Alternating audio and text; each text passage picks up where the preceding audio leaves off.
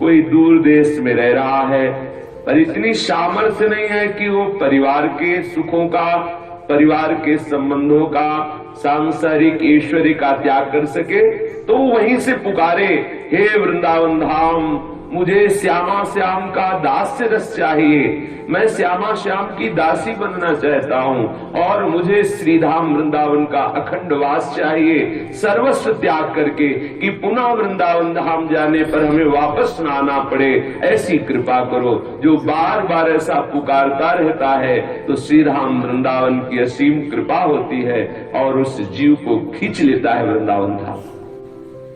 हाँ, ये जरूर है कि उसके खींचने का तरीका तुम्हारी सोच से अलग हो सकता है, तुम्हारी जो सोच है उससे अलग हो सकता है, क्योंकि वृंदावन धाम कैसे खींचेगा वो तुम्हारी सोच नहीं है। तुम जिस प्रकार से सोचे होगे शायद बिल्कुल उसके विपरीत हो।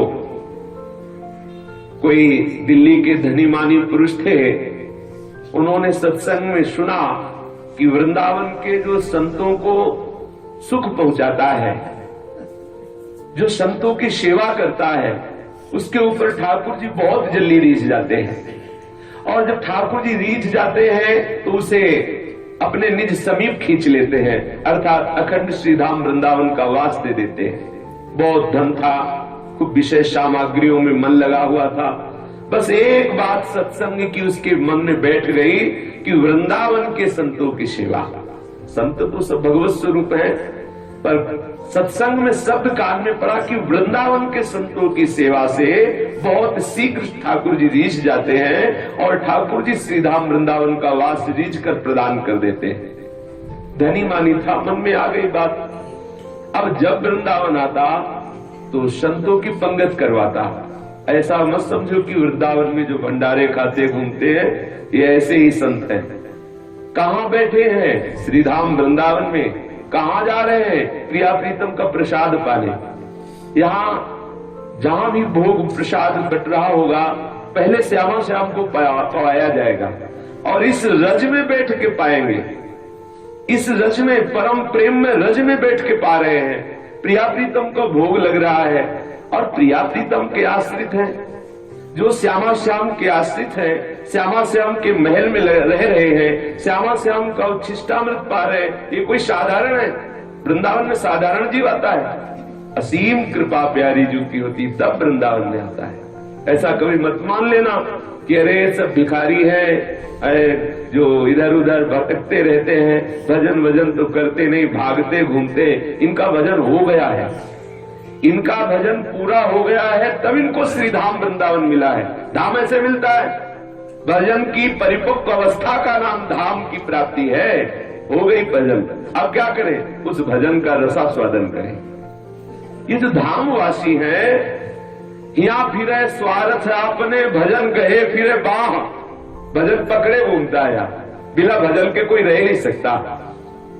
आंखें हैं तो देखेगा ना संतों को, देखेगा लताओं को, देखेगा श्री यमुना रस रानी को, देखेगा राधा वल्लभ जी को, राधा रमण जी को, बांके बिहारी। इससे बड़ा कोई भजन है? अरे 24 घंटे में एक बार सरकार के सामने जाके दंडवत कर लिया, आंख में आंख मिला रही, हो गया है तो बहुत उदार शिरोमणि है, अति उदार करुणा वरुणालय प्रभु है, साक्षात प्रभु विराजमान है। अगर श्रवण है तो आप जपो न जपो, चारों तरफ राधा नाम की गूंज हो रही वृंदावन में। यहाँ का एक एक कण, यहाँ का एक एक पत्ता सब प्रियाजू के यश से परिपूर्ण है। अगर शरीर में त्वचा है तो वायु स्पर्श करेगी। जो श्रीधाम वृंदावन की नित्य इस महिमा का श्रवण करते हैं, पीछे सुना होगा कि केवल वृंदावन की वायु का स्पर्श होने मात्र से समस्त पाप नष्ट हो जाते हैं। बोलो क्या भजन करें? अगर यहाँ कुछ भजन नहीं करता, वृंदावन में जो कबहू कछुक भजन नहीं होए, रज तो उड़ लागे तने पीवे जमुना कोई। यहाँ की महिमा कैसे, वाणी की सामर्थ्य नहीं कि यहाँ की महिमा का गान कर सके। यहाँ जो केवल वास कर रहे हैं उनको आप ऐसे वैसे मत समझ लेना।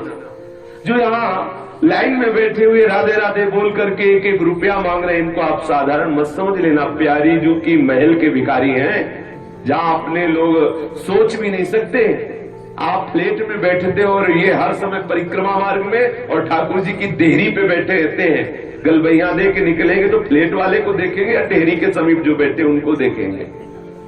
इसलिए कभी दोष दृष्टि न करना कि वृंदावन के बाबा जी तो भिखमंगे हैं। नहीं नहीं, ये सबसे बड़े धनी हैं, क्योंकि राधा वर्जू की देहरी पर बैठने वाले हैं। ये राधा वर्जू के महल के भिक्षुक जन हैं।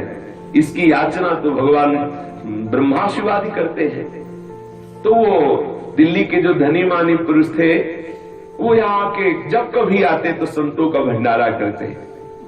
अब क्या हुआ, उनकी संपत्ति बढ़ना शुरू हुई।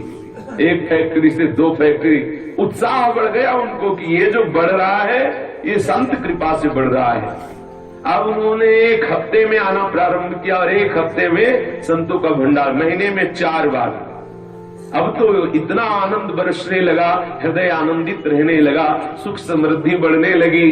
उनका जो एक पुत्र था वो भी बड़ा सुशील सज्जन और पढ़ने में बड़ा प्रवीण और व्यापार का भी हाथ बटाने लगा। अब उनके मन में उत्साह हुआ कि वृंदावन के संतों को एक बार अपने यहां लाया जाए। वृंदावन के संत बड़े उदार हैं, बड़े कृपालु हैं और वो वर्षों से सेवा कर रहे थे, इसलिए सब संत समझ गए थे वो दिल्ली वाला भगत आने वाला है।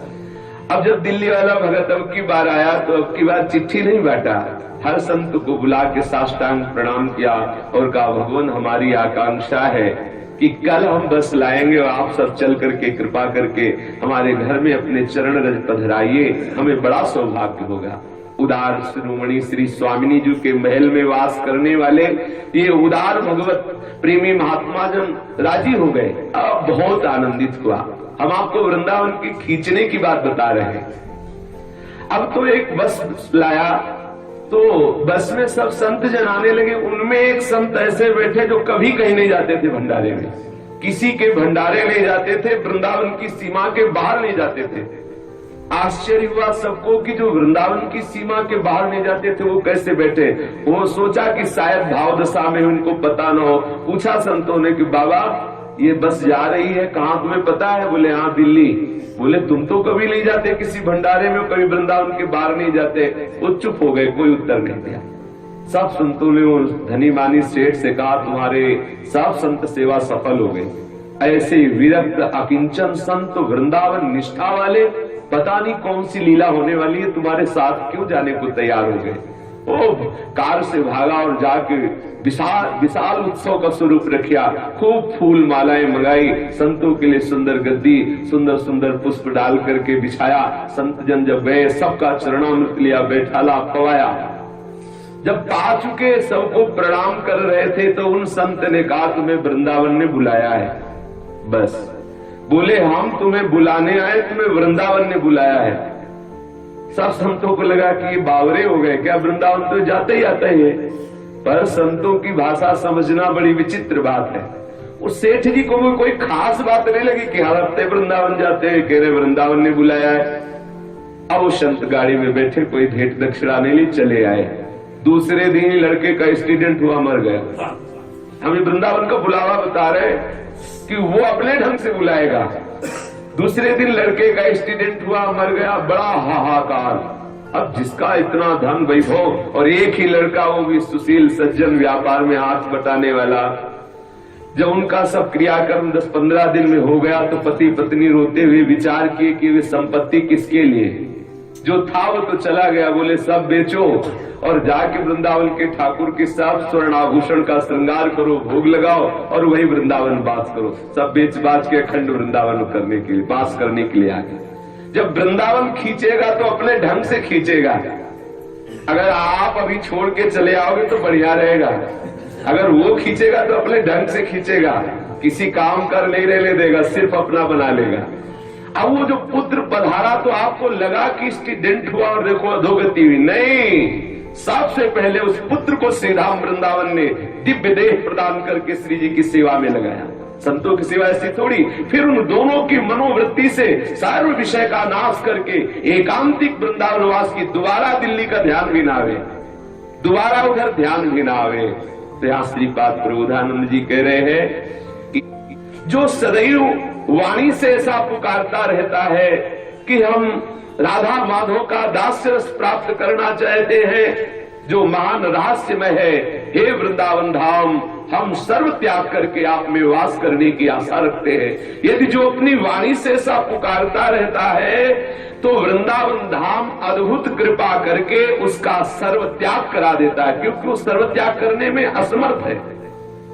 तो वृंदावन सर्व त्याग करा सकता है। दो बातें हैं वृंदावन के त्याग में, जो वृंदावन त्याग करवाता है उसमें दो बातें होती है, या तो आपके हृदय में विवेक पैदा करके वैराग्य करा देगा, या ऐसी स्थिति प्रकट कर देगा कि आपके पास विषय सामग्री ही नहीं रहेगी।